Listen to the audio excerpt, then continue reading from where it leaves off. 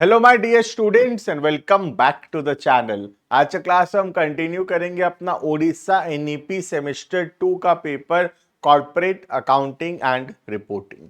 पिछले वीडियो के अंदर हम ऑलरेडी यूनिट नंबर 1 स्टार्ट कर चुके थे। यूनिट नंबर 1 के अंदर काफी सारे टॉपिक्स ऑलरेडी अपलोड हो रखे हैं, जैसे कि इशू ऑफ शेयर्स हो गया, राइट शेयर्स हुआ, बोनस शेयर्स, ईशॉप, ये ऑलरेडी अपलोडेड है।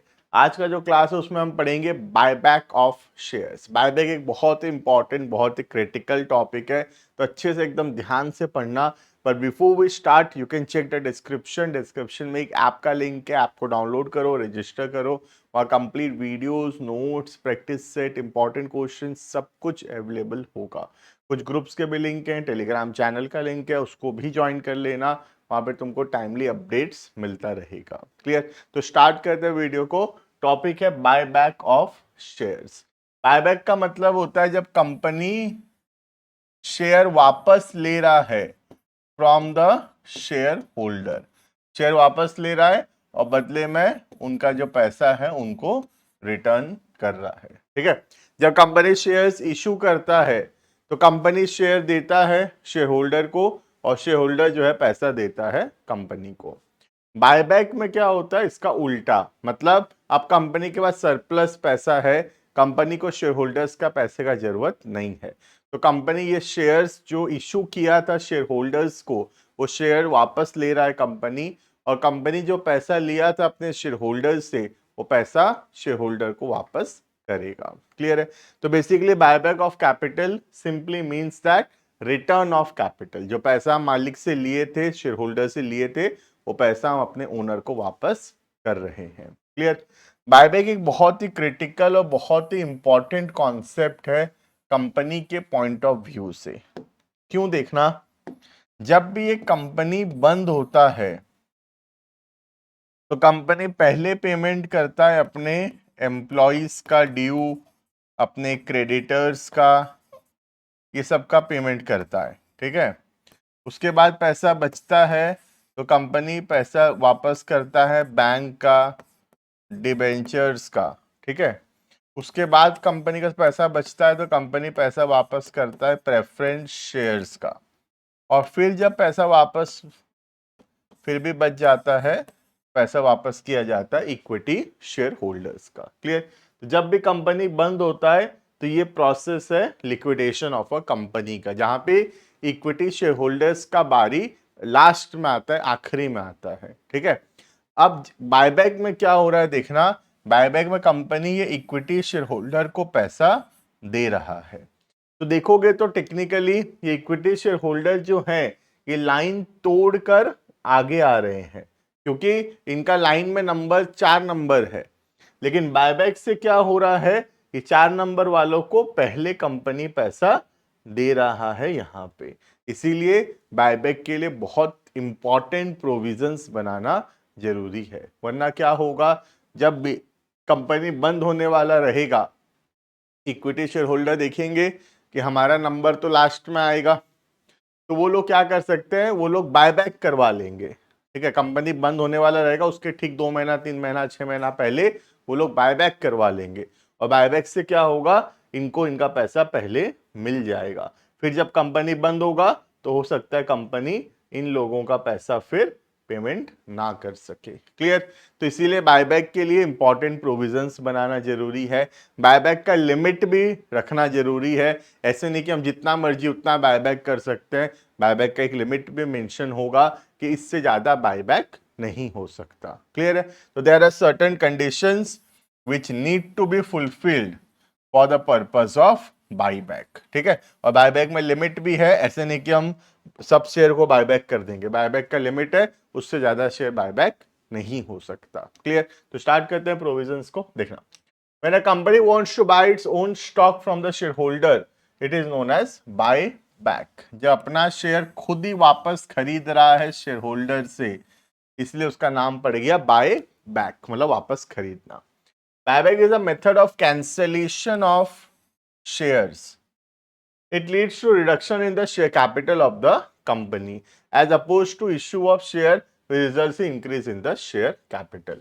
तो बायबैक से क्या होगा, कंपनी में जो नंबर ऑफ शेयर्स है वो कम हो जाएगा। ऑब्वियस सा बात है, क्योंकि हम अपने शेयर होल्डर को पैसा वापस कर दिए, तो कंपनी में जो नंबर ऑफ शेयर्स होगा, that number of shares will go down.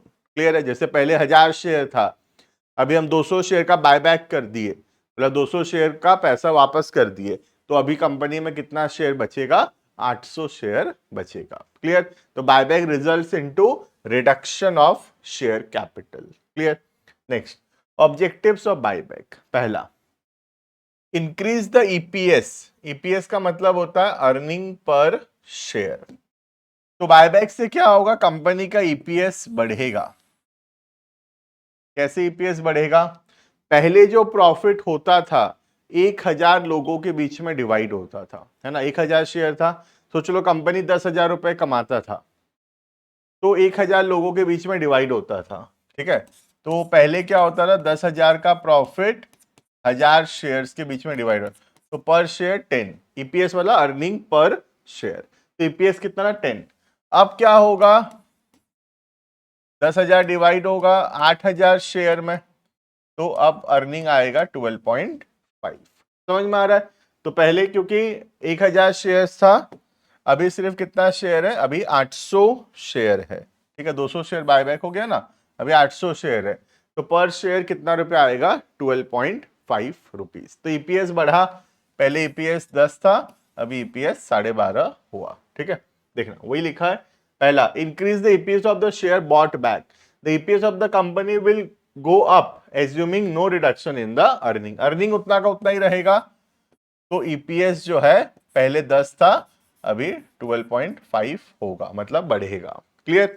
तो पहला कारण है बायबैक करने का, अगर हम कंपनी का ईपीएस को बढ़ाना चाहते हैं, इंक्रीज इन ईपीएस करना चाहते हैं, तो हम लोग बायबैक कर सकते हैं। क्लियर है? Second, increase in the promoters holding. अगर हम आउटसाइडर्स का पैसा वापस करते जाएंगे, तो कंपनी में प्रमोटर का जो होल्डिंग है, प्रमोटर का जो शेयर होल्डिंग परसेंटेज है, ओनरशिप परसेंटेज है, वो इंक्रीज होगा। क्लियर है? जैसे फॉर एग्जांपल,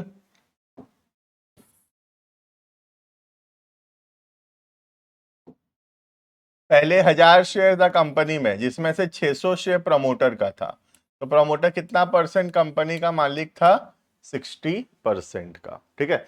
अब कंपनी 1000 में से 200 शेयर का पैसा वापस कर दिया, तो अब कंपनी में कितना शेयर बचा है? 800। प्रमोटर के पास कितना है? 600। तो अब प्रमोटर 75% कंपनी का मालिक हो गया है। क्लियर है? पहले 600 शेयर था आउट ऑफ 1000, तो 60% मालिक था।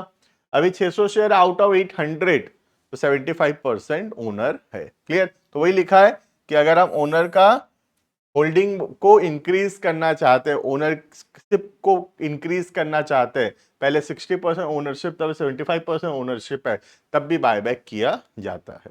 Clear? Next, increase in the market price. Market price बढ़ता है जब भी बायबैक होगा। क्यों मार्केट प्राइस बढ़ेगा? क्योंकि market price is dependent on earning per share. ठीक है? तो अगर कंपनी का अर्निंग पर शेयर बढ़ेगा, ठीक है, अगर कंपनी का अर्निंग पर शेयर बढ़ेगा, तो उससे क्या होगा? कंपनी का जो मार्केट प्राइस है शेयर का, वो मार्केट प्राइस भी इंक्रीज होगा। समझ में आ रहा है? If the EPS will increase, then the market price will also increase because the market price is dependent on the EPS. Clear? Next, send a signal among the investors about company's financial strength. तो ये दिखाता है company बहुत strong है, कि company बोल रहा है कि हमको कैपिटल का पैसा नहीं चाहिए, हम शेयर होल्डर कैपिटल वापस कर रहे हैं। तो कौन सा कंपनी पैसा वापस कर सकेगा? जिसका पोजीशन बहुत स्ट्रांग होगा। तो बायबैक दिखाता है कंपनी का पोजीशन बहुत स्ट्रांग है। Next, help the company distribute it surplus cash. जो एक्स्ट्रा पैसा है वो इन्वेस्टर्स के बीच में डिवाइड हो जाएगा, है ना? एंड लास्ट, कंपनी का कैपिटल स्ट्रक्चर चेंज होगा। कैपिटल स्ट्रक्चर का मतलब होता है proportion of debt and equity in a company. कितना डेट है और कितना इक्विटी है कंपनी के टोटल कैपिटल में, that is called as capital structure. ठीक है? तो अगर हम शेयर्स का पैसा वापस कर रहे हैं तो इक्विटी कम हो रहा है, और इक्विटी कम हो रहा है इसका मतलब कैपिटल स्ट्रक्चर अल्टर हो रहा है। Clear.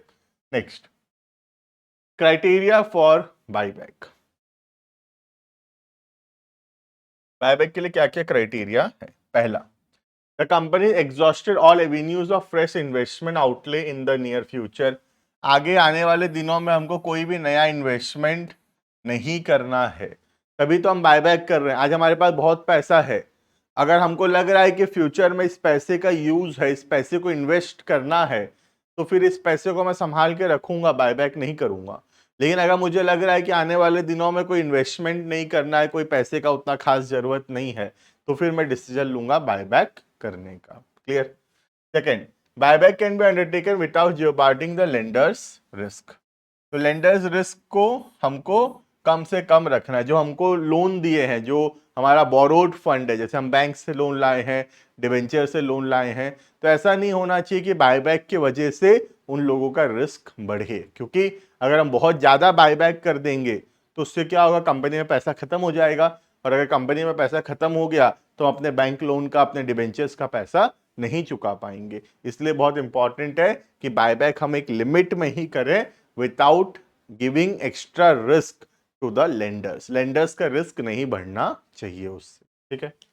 Next, the company enjoys a return on capital employed which is significantly higher than the normal cost of borrowing. ठीक है, कंपनी को कैपिटल जो है उसके ऊपर ज्यादा रिटर्न कमाना होता है, ज्यादा रिटर्न कमाता है, और बोरोइंग्स के ऊपर कम इंटरेस्ट देना पड़ता है। जैसे एग्जांपल देता हूं, आज सपोज मैं 1 लाख रुपए है मेरे पास, तो मैं 1 लाख रुपए से 12% कमा रहा हूं। ठीक है, लेकिन मैं जो बैंक लोन लिया हूं उसमें मुझे सिर्फ 9% का इंटरेस्ट देना है, तो इनडायरेक्टली क्या होता है, मेरे पास 3% पैसा बचेगा, क्योंकि मेरे पास 1 लाख है, 1 लाख पे मैं 12% कमाऊंगा, ठीक है, मुझे देना सिर्फ 9% है लोन का, तो मुझे 3% हाथ में बचेगा। ठीक है, तो जितना ज्यादा हम वापस कर देंगे कैपिटल का पैसा, उतना ज्यादा कंपनी का प्रॉफिटेबिलिटी ज्यादा बढ़ेगा, क्योंकि जो बोरोड फंड होता है वो सस्ता होता है as compare to the capital. Clear है। Next, the market price of the company share is far lower than intrinsic value. जब मार्केट प्राइस बहुत कम है शेयर का और हम मार्केट प्राइस को इंक्रीज करना चाहते हैं, ऐसे सिचुएशन में हम बायबैक करते हैं। क्लियर, क्योंकि बायबैक से ईपीएस बढ़ेगा और ईपीएस से शेयर प्राइस बढ़ेगा। Clear. Next, advantages and disadvantages of buyback. पहले देखते हैं क्या एडवांटेज है बायबैक का। पहला, company having large amount of free reserves. जिनके पास बहुत ज्यादा पैसा पड़ा है, वो लोग उस पैसे को यूज कर सकते हैं, are free to use the funds to acquire shares and other specified securities under the buyback process। तो जिनके पास लार्ज अमाउंट ऑफ रिजर्व्स है, वो रिजर्व यूज हो पाएगा, क्योंकि उस पैसे को हम यूज करके बायबैक करेंगे। ठीक है। Next, buyback of share helpful to a company to reduce its share capital. Company का शेयर कैपिटल इससे कम होता है। ठीक है, is bloated unnecessary for the time being, unused and excessive share capital reduce. जो कैपिटल का पैसा यूज नहीं हो रहा, जो एक्सेस कैपिटल है, उसको हम वापस कर दे रहे हैं। उससे क्या होगा, नंबर ऑफ शेयर्स कम हो जाएगा और ईपीएस अर्निंग पर शेयर जो है वो इंक्रीज होगा। ठीक है। थर्ड, और क्या एडवांटेज है देखना। Third, buyback of share results in lower capital base, enhances post buyback. ये तो हम पढ़ चुके ऑलरेडी। जो अर्निंग पर शेयर है वो इंक्रीज होगा, और उसके वजह से कंपनी का मार्केट प्राइस बढ़ेगा, और पीई रेशियो भी बढ़ेगा। पी रेशियो होता है price earning ratio. Price earning ratio आगे चल के हम पढ़ेंगे बहुत डिटेल में, वैसे थोड़ा बताऊं तो प्राइस अर्निंग रेशियो का मतलब होता है कि कंपनी का जो मार्केट प्राइस है वो कितना गुना है ईपीएस का, उसको बोलते हैं पीई रेशियो। जैसे मैं एग्जांपल देता हूं, सोच लो एक कंपनी का ईपीएस है 10 रुपीज। ठीक है, मतलब कंपनी पर शेयर 10 रुपए कमाता है फॉर इट्स शेयर होल्डर। ठीक है, आज मेरे पास अगर एक शेयर है तो मुझे, मेरे लिए कंपनी सालाना 10 रुपए कमा के देता है, तो ईपीएस 10 है, और सपोज इस शेयर का जो मार्केट प्राइस है वो 80 रुपीज चल रहा है अभी। ठीक है, तो इसका पी रेशियो जो है वो होगा 8 टाइम्स, 8 टाइम्स, ठीक है। 8 टाइम्स का मतलब क्या है, कंपनी का जो मार्केट प्राइस है वो 8 गुना है, 8 टाइम्स है किसका, ईपीएस का, ठीक है। तो पी रेशियो कैसे निकलता है, EPS multiplied by P ratio is equal to market price. Clear है ये। Next, after buyback of share the company will have the advantage of servicing a reduce capital base. कम कैपिटल होगा buyback के बाद, ठीक है। Next, buyback of share allowed under section 68। Section 68 में allowed अगर कंपनी का लिक्विडिटी पोजीशन अच्छा है तो। लिक्विडिटी मतलब एबिलिटी टू पे द लाइबिलिटीज, ठीक है। तो अगर हमारे सफिशिएंट कैश है, हम अपने लाइबिलिटीज का पेमेंट कर सकेंगे, तभी हमको बायबैक जो है वो अलाउड होगा। Clear. Next, companies which have defaulted repayment of deposit. जो चोर कंपनी है, जो डिफॉल्ट किया है कभी डिपॉजिट का, रिडेम्पशन ऑफ शेयर्स का, डिवेंचर्स का, बैंक का लोन का, फाइनेंशियल इंस्टीट्यूशंस का, इन सब पैसा को कभी कभी भी डिफॉल्ट किया अगर, तो इन लोगों को बायबैक करना अलाउड नहीं होगा। तो अच्छे लोगों को, अच्छी कंपनी को बायबैक करना अलाउड है। जो कंपनी का पास्ट रिकॉर्ड डिफॉल्ट का है, ऐसे कंपनियों को बायबैक करना अलाउड नहीं है। Clear. Next, buyback provides capital appreciation. ये तो हम ऑलरेडी पढ़ चुके हैं। शेयर का जो मार्केट प्राइस है वो इंक्रीज हो जाएगा ड्यू टू बायबैक, ठीक है। Next, buyback gives a signal to the market that shares are undervalued. Buyback दिखाता है कि शेयर्स का वैल्यू कम है, ठीक है। इसलिए तो कंपनी पैसा देकर शेयर खरीद रहा है। कंपनी बेवकूफ थोड़ी है, कंपनी शेयर्स वापस क्यों खरीद रहा है, क्योंकि सस्ता है शेयर, खरीद लेते हैं वापस। महंगा होता तो कंपनी भी नहीं खरीदता, राइट। तो शेयर्स अगर अंडर वैल्यूड है, ये तभी कंपनी बायबैक करता है। तो buyback is a signal that the shares are under valued. Clear. Next, buyback option helps the promoter to formulate effective defence strategy against hostile takeover bids. तो buyback help करता है promoter को future को ठीक से प्लान करने के लिए, ठीक है। नेक्स्ट, क्या क्या डिसएडवांटेजेस है बायबैक का। पहला, the buyback implies undervaluation of company stock. The companies plot back some of the outstanding shares, thereby creating a shortage of shares in the market.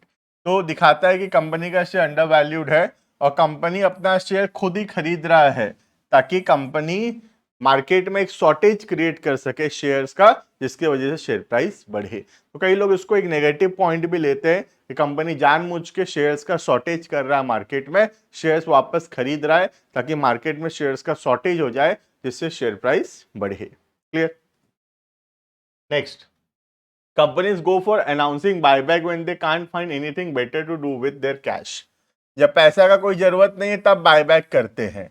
तो जब पैसा का कोई जरूरत नहीं है तब बायबैक करते हैं। तो ये दिखाता है कि कंपनी का फ्यूचर में कोई भी ज्यादा एक्सपेंशन का प्लान नहीं है। तो कंपनी का पैसा का कोई जरूरत नहीं है तभी तो कंपनी बायबैक कर रहा है। तो पैसा का जरूरत किनको नहीं होता है, जिनका फ्यूचर का कोई एक्सपेंशन प्लान ही नहीं है।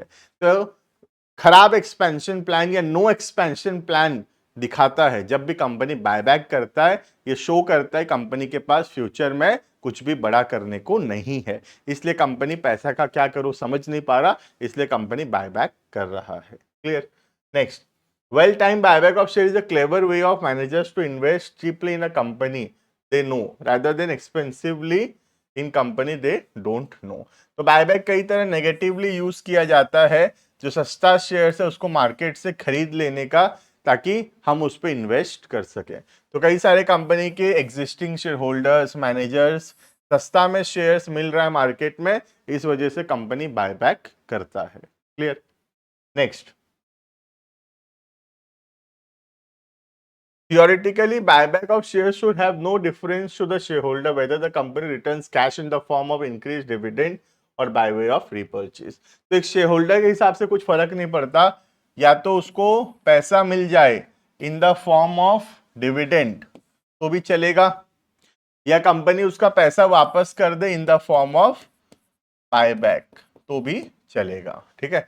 बट अगर कंपनी डिविडेंड देता है तो फ्यूचर का एक्सपेक्टेशंस जो है वो शेयर होल्डर का बढ़ेगा, क्योंकि आज कंपनी अगर ज्यादा डिविडेंड दे दिया तो हमको लगेगा कि भाई कंपनी तो हर साल डिविडेंड देगा और कल दिन फ्यूचर में नहीं दे पाया तो शेयर होल्डर का एक्सपेक्टेशन खराब होगा, और एक्सपेक्टेशन खराब हुआ तो मार्केट प्राइस भी शेयर का गिरेगा। इसलिए कंपनी जब एक ईयर में ज्यादा पैसा कमा लिया है लेकिन हो सकता है फ्यूचर ईयर्स में उतना उतना पैसा नहीं कमा पाएगा, तब कंपनी बायबैक करता है। एक साल ज्यादा डिविडेंड देगा, नेक्स्ट ईयर फिर कम डिविडेंड देगा, ये सही टेक्निक नहीं है, क्योंकि स्टेबिलिटी नहीं रहेगा डिविडेंड में तो कंपनी जो इन्वेस्टर्स है उनका एक्सपेक्टेशन जो है वो मीट नहीं होगा। क्लियर? तो वैसे तो एक ही बात है, चाहे डिविडेंड दे दे या बायबैक कर दे, लेकिन कंपनी ज्यादातर प्रीफर करता है बायबैक करने का, ना कि डिविडेंड देने का, क्योंकि डिविडेंड एक बार दे दिया तो फिर हर साल उतना एक्सपेक्टेशन होगा शेयर होल्डर का कि डिविडेंड मिलेगा, और हो सकता है कि आने वाले सालों में कंपनी उतना डिविडेंड ना दे सके। क्लियर है? तो this are all disadvantages of buyback. Clear? तो हम लोग पढ़े बायबैक क्या होता है, क्या क्राइटेरिया है बायबैक का, क्या कैसे बायबैक किया जाता है, क्या एडवांटेजेस है, क्या डिसएडवांटेजेस है। क्लियर है? नेक्स्ट क्लास के अंदर हम लोग बायबैक का प्रैक्टिकल क्वेश्चंस देखेंगे। ये तो थ्योरेटिकल पोर्शन हो गया। नेक्स्ट क्लास में हम बायबैक का प्रैक्टिकल जर्नल एंट्रीज और क्वेश्चन सॉल्व करके पढ़ेंगे। क्लियर? तो अभी के लिए इतना, कंटिन्यू करते हैं बायबैक को नेक्स्ट वीडियो के अंदर। Thank you and bye bye.